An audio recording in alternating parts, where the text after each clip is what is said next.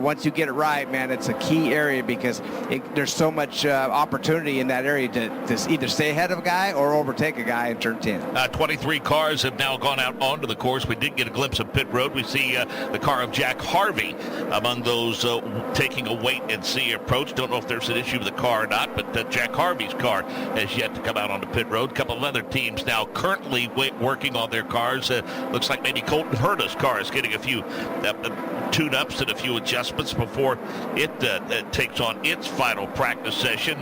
Pretty good start for Colton Herta to the weekend, Davey. 8th quick in practice yesterday. Yeah, 8th quick yesterday, but he actually been on track, Mark. Went down to turn 4, overshot turn 4. Easy to do. Spun around, didn't hit anything. No harm, no foul. Made a flat spot on the tire, so they just brought it straight into to the pit. Taking a quick look of it. We see him right there to replay. Lock that left front up, going down there. Doesn't even try to make the corner. Go straight, flips around, like I say, comes in pit lane, and they're looking it over again. Any chance at all, Michael Young, that they take a look? Or let me get to Davey first on this, then Michael, you can do the follow-up. Davey, when you have a lockup like that, is there any chance at all that the driver's going to ask for an adjustment in that brake bias, or is that something that he can do from the cockpit? Yeah, no, that's a cockpit adjustment. The drivers have capabilities of grabbing that brake. It's just a knob in the car where it gives you more front or rear brake. And yeah, you definitely, the good thing is your data guys on the stand kind of tell you where your pressures are. You get it on the dash as well, but it's very key on any street or road course to get your brake bias right. And it changes sometimes from not only track to track, but sometimes corner to corner. You can't change it that fast, but you have to have a good balance on braking. For example, if you have too much front brake, Mark, it's going to lock those front tires up and you're not going to be able to turn. It's going to go straight. But on the other hand, if you have too much rear brake, it wants to lock the back tires up and spin the car around. So you need to get that brake balance just really good, especially to cut any good lap times. And Michael Young, the brakes, the rotor is one of the areas that is lighter in preparation for that hybrid later this year. A couple of other elements of this car make it lighter for this weekend, and we think thus faster, but you've got a bird's eye view of the work being done on Colton Herta's car. Yeah, and they've pretty much combed over that car. It doesn't look like the tires have been flat spotted. They're going to leave those on, but they're paying a lot of attention to the left rear right in front of that left rear tire. I'm not really sure what they're trying to assess there, but one of the crew members did give a thumbs up that the car is okay. But as we look at that car and the crew here on pit lane, I'll see if I can briefly talk with Josh Freund. Do you have a moment, Josh? Quickly, what are they looking for in the rear of that car, right in front of that left rear tire? What were they trying to assess on Colton's car? No, right now we were just we had a little couple alarms on the dash, so we just changed the battery. We just had a little low voltage, so just a battery change, and hopefully that fixes everything. Easy peasy. That's got. I appreciate your time and thank you for the update. Yes, sir. That's Josh Freund, of course, with Colton Herta, and a battery issue is what the issue was on Colton's car, minus that little lockup he had in turn 4. Looks like they're hustling Santino Ferrucci's Sexton property cars on the quick jack up pit road, so some issues limiting his opportunity to take part in this session. As a matter of fact, 26 of the 27 cars have now turned laps. Will Power early on goes to P1. We'll invite Nick Yeoman in now. And Nick, it took a while for everybody to get into that 1 minute range in that session yesterday afternoon. We went through the top 8 with Colton Herta. We've already eclipsed that 1 minute mark early on in this practice session. Will Power goes to P1. Yeah, and I think a couple different things probably at play there. Obviously, these teams have dialed in those setups a little bit more, but we're also starting to see a distinct line around the racetrack. Rubber that's been laid down around this racetrack. Of course, the Indy next by Firestone cars. They run Firestone tires along with the Indy cars, so more rubber that gets laid down. We see the lap times drop, and that's certainly going to be something we're going to watch during this practice session. Let's go to pit lane and Ryan Marine. Looks like it might be a quick practice session for Santino Ferrucci. He's already out of the race car. The car just got wheeled back to the paddock area. Santino, what were you dealing with? Yeah, we just found a quick issue coming off of the pad, coming out here, and we're trying to see if we can fix it on pit lane. Unfortunately not. The guys have taken it back. They're going to see if they can get it back out here so we can at least run some laps. But if not, nothing like a little bit of a challenge going into qualifying. How much of a back foot do you feel like that puts you on looking ahead to qualifying if you don't get back out, or even if your running is limited? Honestly, not much, because, working with Team Penske and everybody, we have our teammate out there. we really didn't change much overnight. We're pretty confident in our car. We just need to actually get some laps in. So, no, I think we'll be okay. Last thing for you, it's the first full year with this Team Penske alignment with AJ Foyt Racing. Are you starting to feel the benefits of that now that you've really been embedded, had a whole off-season to really put your heads together? Yeah, without a doubt. And, it's an honor to be working with both organizations. And, I can't thank Larry enough for having me come back, and Sexton Properties and Chevrolet for having me back for a second year here to have that continuity. And, no, we'll make the most of it. Obviously, if we want to have things go wrong, practice is the time to do it. That's the good outlook on it for sure. We'll see you in qualifying. Thank you.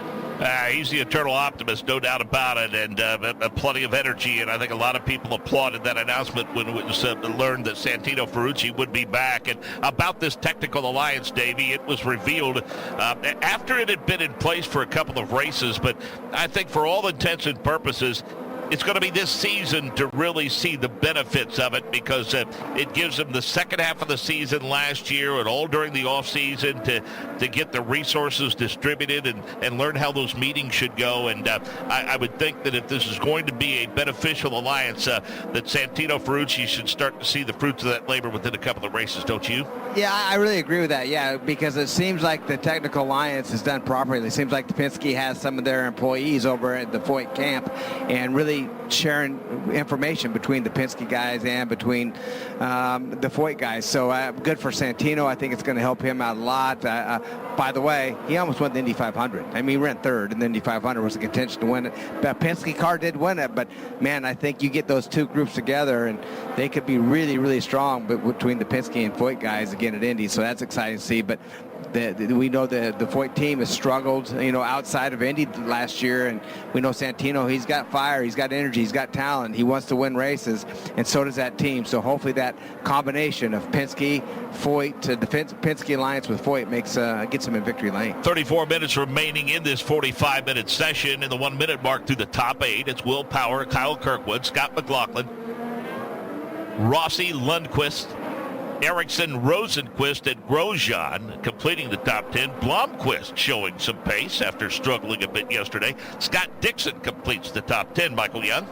And always in the window to try to find an even better race car and finding that perfect balance. Scott McLaughlin, who was the winner back in 2022, sits P3 on our timing and scoring chart, changing the springs on those rear dampers. So trying to adjust, get better grip on the back end of this car. They're buttoning everything up right now. They have the engine cowling back on. Expect Scott McLaughlin back on the track momentarily. And Michael, stay with us. Let's face it, we talked about Roman Grosjean yesterday and how different his early season might have been without the issue he had here. Scott McLaughlin's another one. I mean, he was in a pretty good battle, and this is a place where he kind of was his coming out party in the NTT IndyCar Series a couple of years ago when he set on pole and won the race.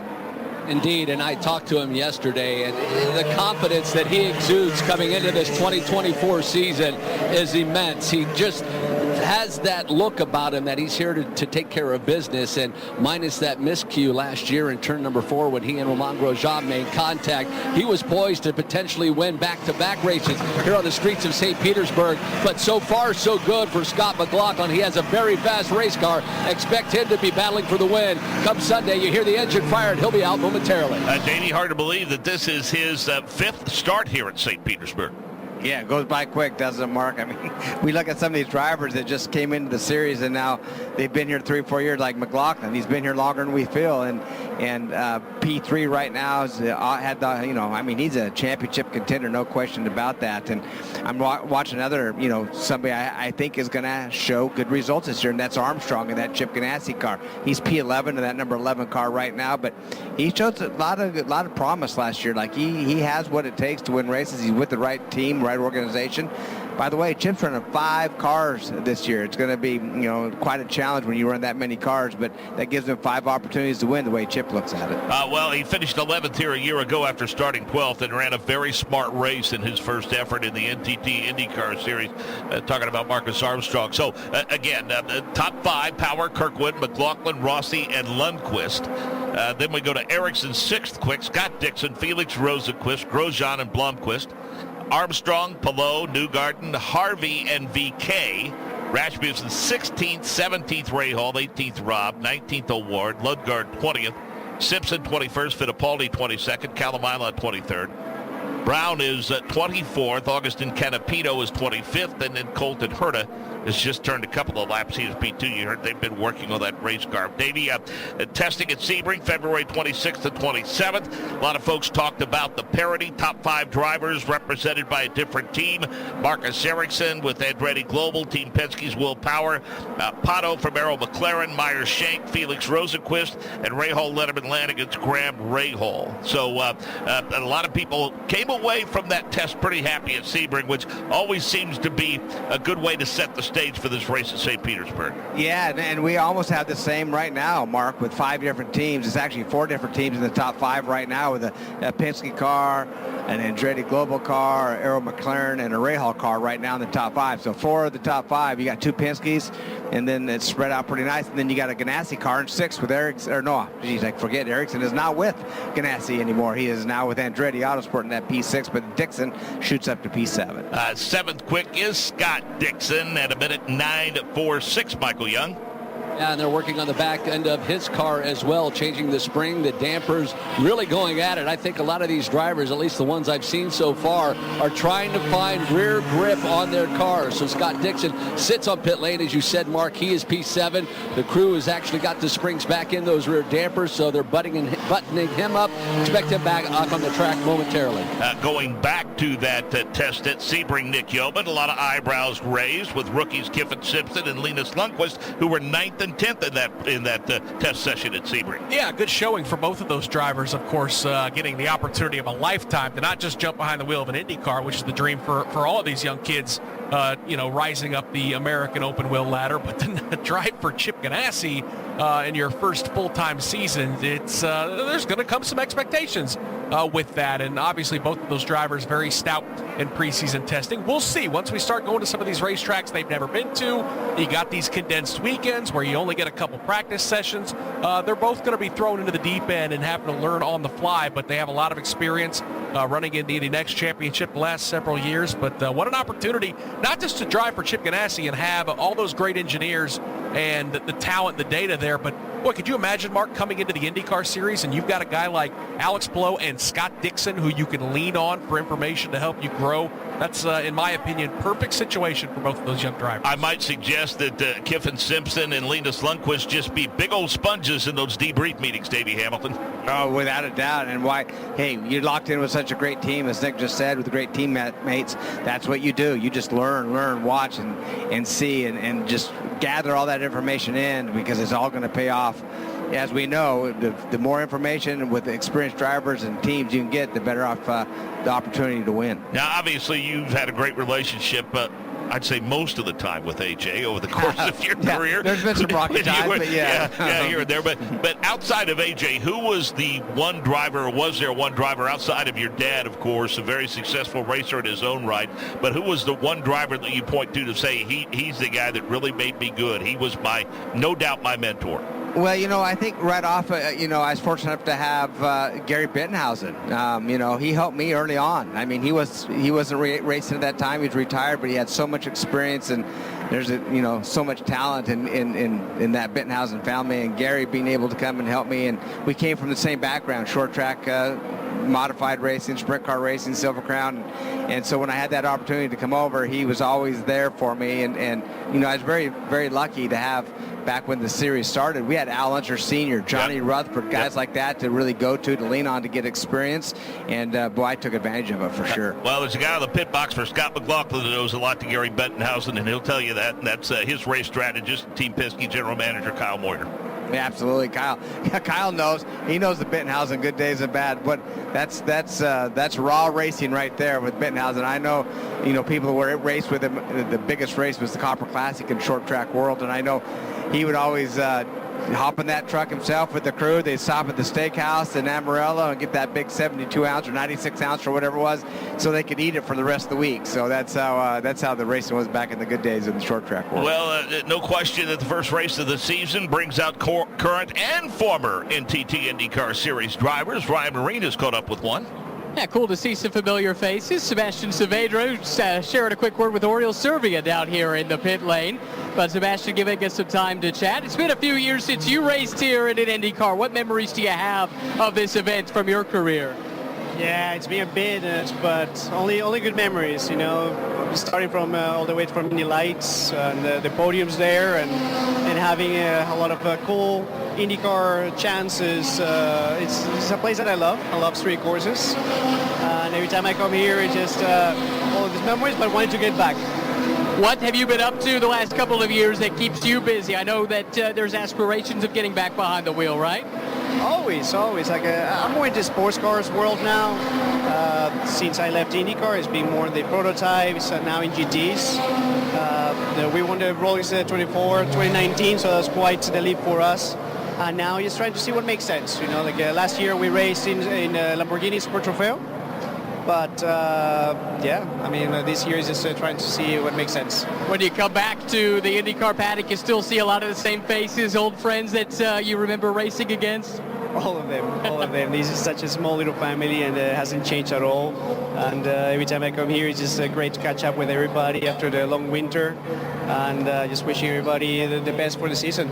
All right, thank you very much for the time. Great to catch up. Thank you. That's Sebastian Saavedra. One of the first guys, as I recall, Nick Yeoman, to establish himself in the NTT IndyCar Series, and then when things stalled out, he jumped back to Indy Next by Firestone to kind of try to revive that career. Yeah, that did what he had to do, no doubt, to try to revitalize the career. Of course, we all remember the partnership he had with Gary Peterson to help him continue on his career. So, yeah, always cool to hear from some of those drivers, and a good get by Ryan Marine down there on pit lane. Kyle Kirkwood, third quick right now, but he jammed things up a little bit going into turn 10. Yeah, something happened around Pioneer Park where he was really slow. I don't know if he caught the wall or not, but he was very slow down that back straight, if we call it that, through turns 9 and 10, and really bottlenecked up the field as he got really slow and low into turn number 10, and he's kind of limped that car back to pit lane. So not sure if there's any damage, if he caught the wall or not, but Michael, you may have an update on that?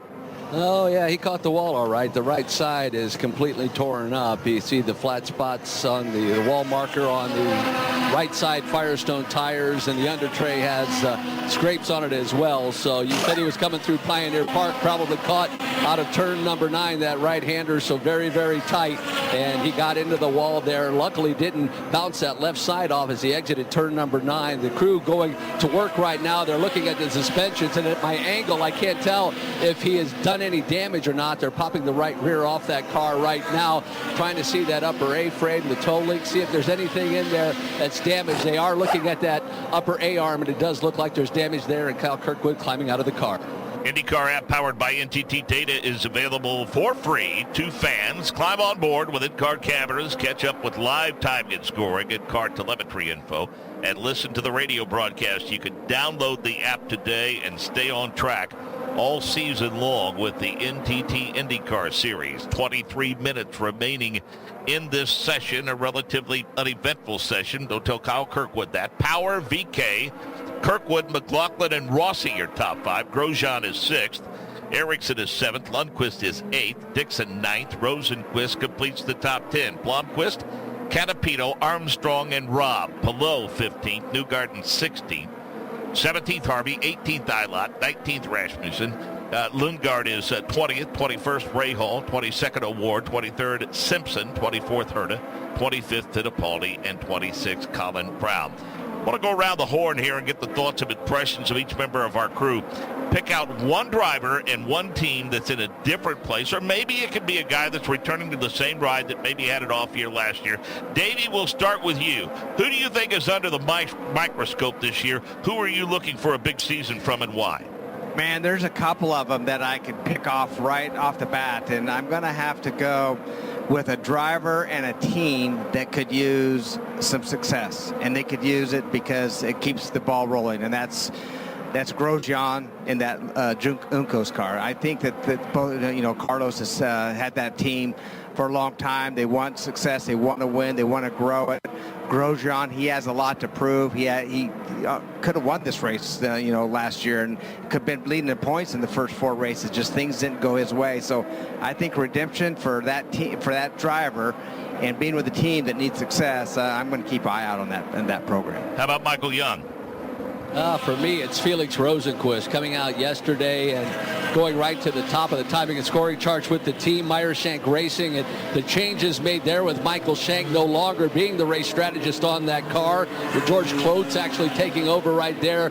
Arrow McLaren is a very buttoned-up organization, and they have their methods and they have their way of doing things. And I thought at times Felix Rosenquist may be a little cumbersome to him, at least as far as being in that cockpit of that car and being at a new team, and the way that Michael Shank runs that organization, a completely different setup for him. And I think we're seeing Felix Rosenquist kind of open up. I expect a big season from him and that team. Ryan Marine. Going a little bit off the radar with my pick, but I think this could be a really big year for Rinus VeeKay at Ed Carpenter Racing. Rinus is in a contract year.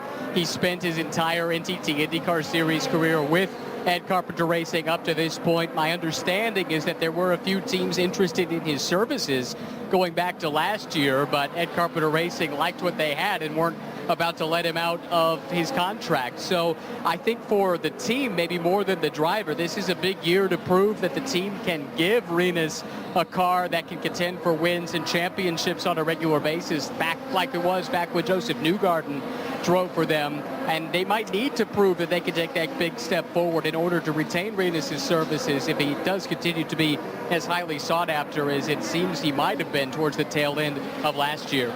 Nick Yeoman. I'll tell you what, I'm going to go with Marcus Ericsson moving over to Andretti Autosport. I think this is a move that benefits both team and driver in a big way. Of course, we know for Marcus Ericsson, he wanted the opportunity after winning multiple races, including the Indianapolis 500. He wanted to get paid as a driver, and that opportunity opened itself up to move over to Andretti Autosport. And I just think that adding an Indy 500 champion to that group, we know how talented and how much promise and potential there is with both Kyle Kirkwood and Colton Herta. Now you add in an Indy 500 champion. I think it's huge for that group, and that's car 28, Mark, when I'm going to be watching. Now I'll give you mine when we hear from Kyle Kirkwood. Michael?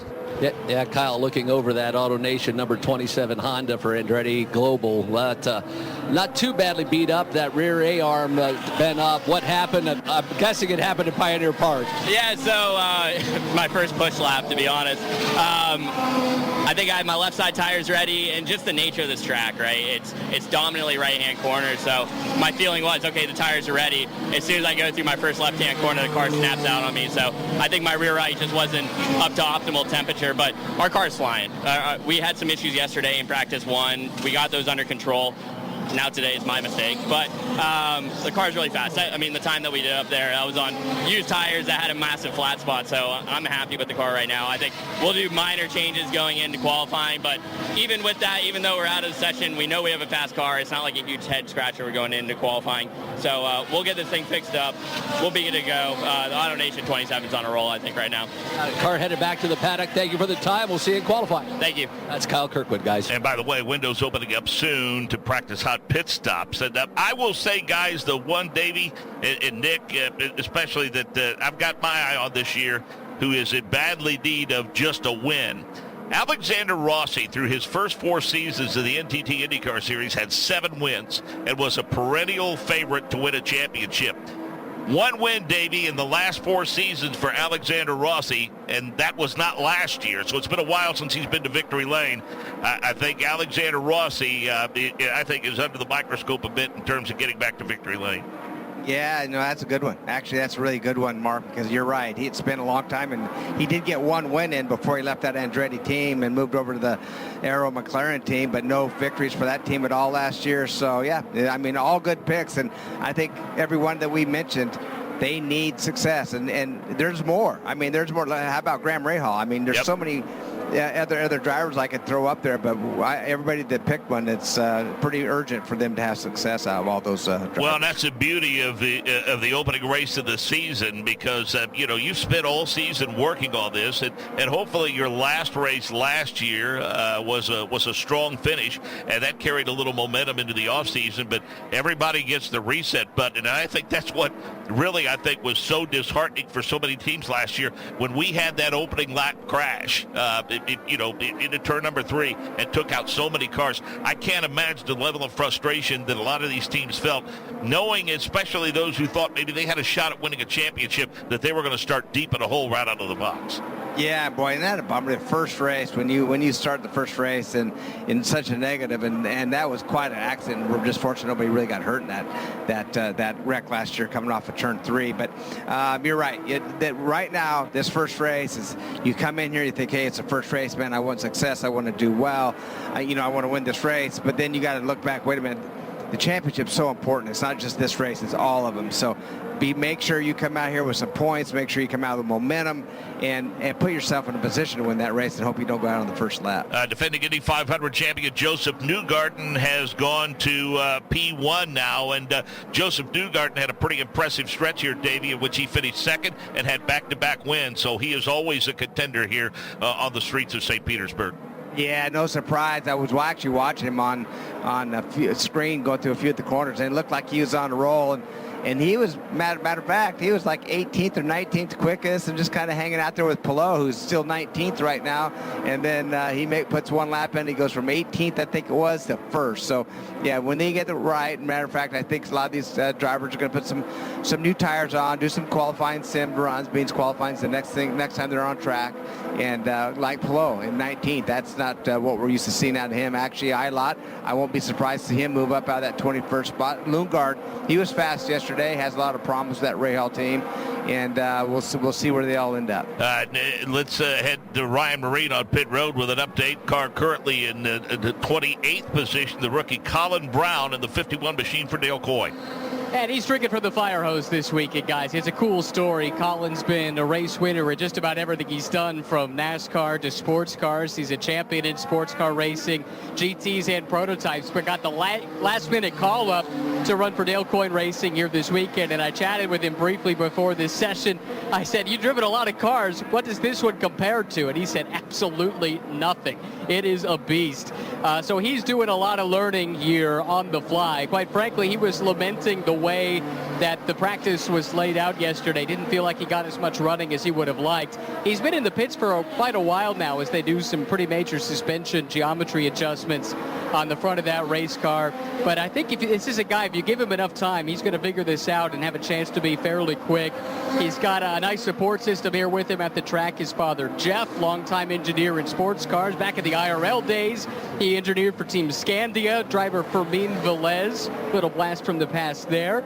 And also his longtime co-driver and patron in sports car racing, John Bennett. He's also here this weekend cheering Colin on. So I think there are a lot of folks really excited to see what the Texas native, who now calls North Carolina home, can do with this chance at an IndyCar ride. Nick Yeoman, we talked a little bit about the change to Andretti Global. We should also say that instead of Honda Performance Development now, it's Honda Racing Corporation. They are involved in the quest for a championship. Chevrolet won their 8th last year, and looking at the manufacturers right now out of the gate, they've worked well on the development of this hybrid. It's been a collaborative effort with them and IndyCar and all the other principals involved. But Chevy currently owns the top 4 spots.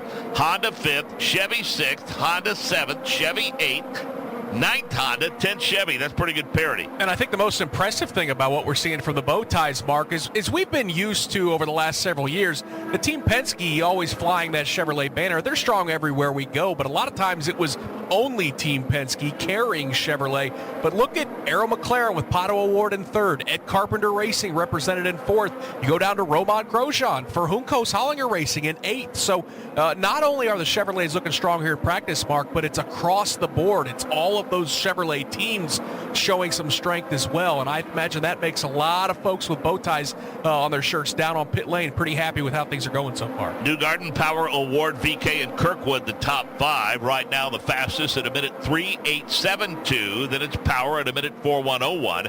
5:7.89 for Award. Then VK, Kirkwood, McLaughlin, Armstrong, Grosjean, Rosenquist, and Rossi, the top 11. In fact, make that, we go into the 1 minute range all the way down to the top 15 where we find Graham Rahal, Michael Young. And Alex Palou, you discussed his being in 19th currently. He just went back out onto the course after adjusting the springs on those rear dampers. They also did some adjustments on the ride control. And Davey, I know you know a little bit about that. We talk all about rear grip. We all talk about the ride and how bumpy this track is, the adjustments to the ride control and the effects it has on that car. Yeah, without a doubt. I mean, you have to get over these bumps. Anytime you go to a street course, it's not going to be smooth.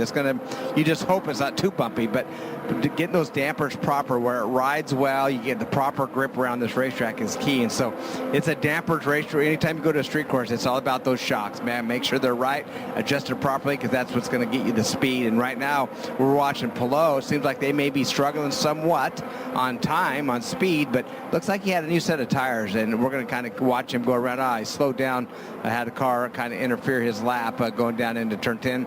He's going to slow down. Timeline, by the way, is right before, it's in the kink between turns 10 and 11, or 11 and 12, I'm sorry. So that's where the timeline is. He's going to get a run on this time. We'll see what kind of number he can lay down. A tough thing out of the gate for turn announcers is to remember who now is driving what. And Nick Yeoman, we want to send out a word of thanks to the folks at Ganassi Racing for the changes they've made in the familiar livery of DHL. I think it's going to be an easy transition for us because there's a lot more red on that car than there has been in the past. Well, it's not like we've got a lot of yellow cars out there anyways. That's right. It was going to be helpful regardless. But it is a sharp-looking race car for Alex Palou. That was one of the big stories in the offseason is DHL leaving Andretti Global and moving over to jump on the reigning champions car. It is a good-looking race car, but as we talked about, still searching for a little bit of speed. And you remember a year ago, it was these road and street circuits. That's where, Alex Palou won the championship. He got on a hot streak throughout the summer months of turning left and right, where he flat dominated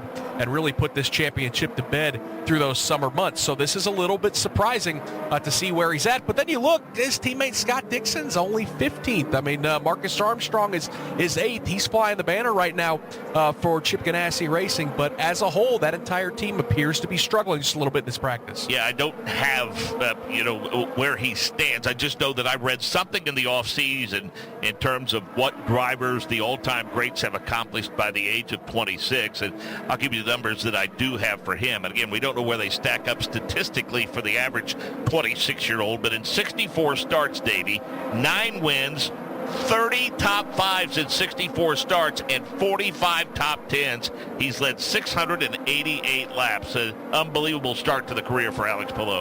Unbelievable. And by the way, 2 championships. You don't forget that part as well. And right now, as we're looking, Lundgaard got a right rear brake on fire. They're trying to put out in pit lane right there. So definitely a brake fire. I know that brakes are a little different. They've changed some stuff. They need to get a little fire extinguisher. They're trying to blow it out with a weed blower. Yeah, that leaf blower's not doing the job, I don't think. No, it's going to melt it is what it's going to do. But they need to get that fire, because what happens once it gets to brake lines, and there should be a fire extinguisher, some water around there somewhere. But anyways, yeah, pretty. We kind of see what's going on right now as they bring a water extinguisher out. Got it put fire put out, but that is not good. That tells you right now they had some issues with the brakes in Lundgaard, and that's probably why we see him towards the ball. Well, actually, he just put a good lap in, I think. Where is that? I can't even see him on here. He's Lundgaard.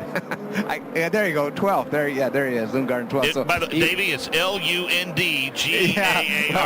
Hey, we got 26 cars that we're timing on the racetrack right now, and so it's hard to find them on timing and scoring right now. And I'm so used to just trying to look out and see the cars go by. So. But a little bad luck for the Lundgaard camp. Well, it looks like the Hy-Vee crew finally got that fire out of that right rear road just in time. There were fans walking up with sticks and marshmallows, so it's a good thing they got it out when they did.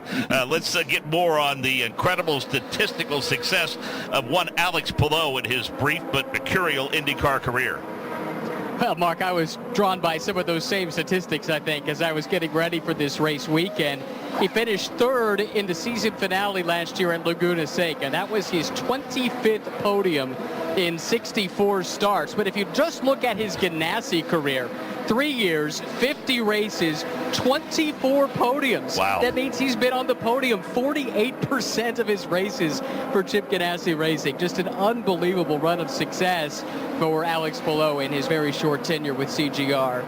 Things continue to look upward for Colton Herta to start the season. He has gone to P1. He's leapfrogged over Joseph Newgarden now at a minute, 1-3-3-1. Then Newgarden, Power, Award, VK, and Kirkwood through 6. McLaughlin 7th, Armstrong 8th, Grosjean 9th, and Rosenquist 10th. Davey, any chance that by the time we get to qualifying this afternoon and they get those alternates on, that we could see somebody in the 59 range? I think so. I think it's going to happen. Right now, it just depends on weather. I mean, it's a bit breezy out today, and as long as it doesn't get too warm, it seems like it's pretty humid, and humid brings power and it brings downforce. So I think that's one reason we see a lot of speed in these cars right now. We'll put these alternate tires on for qualifying. I think there's a good opportunity to do that. And another thing, we move back to Palou. Got to remember, he has 48% on the podium, as you just said. But, you know, there was a lot of controversy around Palou as well that could have took him the other direction as well. Yeah, that's not been solved yet. They're still working through that, but unfortunately Yeah. it's not at the racetrack anymore. So 59.3466. Will Power set the record qualifying lap in 2022. And again, some elements leading to the hybrid installation have made these cars lighter and thus just a little bit faster. With under 6 minutes remaining in the session now, Colton Herta continues P1. Newgarden, Power, Award, VK, the top 5, Michael Young. Yeah, watching Christian Lundgaard and that crew comb over that car and that right rear that was on fire. The crew has everything buttoned back up. They had the fire actually put out. Thank goodness the fans didn't have an opportunity to get marshmallows on there, because that might have ruined any opportunity this team had to get back on track. But we did see a thumbs up. They've just dropped that car, and we'll see if Christian goes back out. Indeed, they're bringing out the starter right now. They'll get Christian back fired up and get it back on course for these final minutes of this practice session. And Mark, you talk about these lighter cars. I can't help but think towards the month of May and the Indianapolis 500 as you hear Christian Lundgaard leave his pit box. Lighter cars could potentially mean we could maybe break the track record at the Indianapolis Motor Speedway. I know that's looking way too far ahead, but you start to get excited as you see these cars go quicker and quicker each time they make laps here around the streets of St. Petersburg. Yeah, plenty of conversation about what's to come in the month of May, and one of the things that we won't see is that move off of turn 2 and that move off of turn 4, Davey, with that erratic line to the inside of the racetrack. It's well documented. We've seen the video, seen the photos of what Joseph Newgarden did, going all the way into the pit entrance, dragging Marcus Ericsson with him to try to disrupt that air. That's no longer going to be allowed. And while certainly it makes for a great call, it makes for great video, and it builds energy and whatnot. Let's face it, this series is and will always be about safety first. Yeah, no question about it. And I was at the drivers' meetings in the last 2 years. That last lap really hasn't, lined up with what they tell you in the drivers' meeting. And that is, there's an angled line that goes up onto the racetrack coming off of turn 4 that goes to pit lane. They tell you if your left side tires are below that line, that means you are committed to the pit lane, that you have to go to pit lane, that you cannot come back out on the racetrack for the safety. So everybody behind coming off that corner, whether it's practice or the race, they know that you're committed to pit lane. Well, as we've seen, they were considerably, like 2 or 3 cars below that line coming off that last corner for the checker flag. And, I don't think it would have changed anything. They stayed above it. But, yeah, if you make a rule, you got to make it black and white, and you got to enforce it. So we won't see that dip down below that line any longer. The inability to do that, Davey, that's, I'm guessing, going to change how you enter turn 4? Yeah, I think that, the whole thing is that when you're leading a race like that, and it's happened the last lap of the last 2 500s, is you want to make sure that the car behind you doesn't draft you. It doesn't get that clean air and tries to make a slingshot down that front straightaway. So what do? They just try to go super low and scuff off. They're scuffing off speed as well, but it's trying to keep the car behind you out of that draft so they can't take advantage of, that draft going, down to the start finish line. Back to pit road, Michael Young. That'll be interesting to see as this weekend progresses. Just got an update from one of the crew members of Christian Lundgaard's team on what had happened to that car. The rotor on that right rear was so hot it actually melted the carbon in the brake duct, and that's what actually caught on fire. We're able to get that out of there. But with these rotors and the amount of braking that these cars do around this 18-turn circuit, things get extremely hot. And the issue there again for Lundgaard, melting the actual brake duct and that carbon getting that hot day. That's an amazing stat or statistic and situation for these drivers, these teams to have to deal with. If the rotors are getting that hot, that could cause problems as we get further into this weekend. Yeah, you can only get anything so hot before it catches on fire, and they took that to the limit, obviously, and that's something that's a little different with these race cars. With the, we were originally going to have the hybrid at this race, and it just didn't work out. The testing they did has been good, but they just didn't get far enough along to have enough engines and cars complete and laps down to have the hybrid. Now, it's supposed to come out like in mid-Ohio, but in all honesty, I hope that they don't bring it out this year, personally. I think it's, let's let this championship go. Everybody knows what they have. Do proper testing throughout the end of this season and next year, and let everybody be on an equal playing field. Because if they change to hybrid, by the way, in the middle of the season, there's only a few drivers that have been able to test that engine and test that car. So I think it'd be a huge disadvantage for the rest of the field that hasn't even set behind one, or these teams that haven't been able to work on them. So we'll see what happens. But part of that braking and this lighter package with the halo and the aero screen being lighter, so it takes some top weight off these cars. That's all due because of the hybrid technology that was coming in that did not happen yet.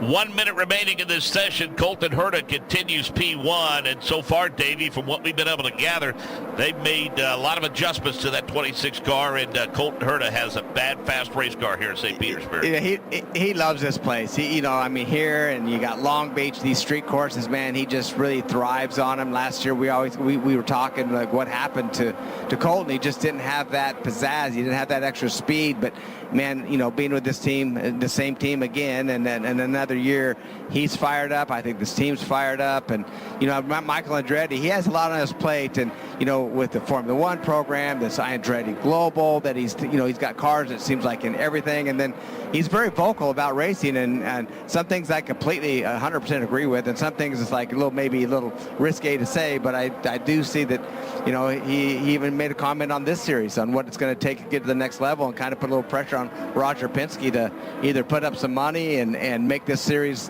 where it needs to be, or sell it. So pretty bold comment by Michael to Roger. So moving on, I'm watching Colton Herta with his in-car camera right above his helmet. And Davey, describe what it's like for the driver when they have that input into the turn, especially on those right-handers. Boy, he is really wrestling that wheel. Is there anything they can do to lessen the response to that input that they get?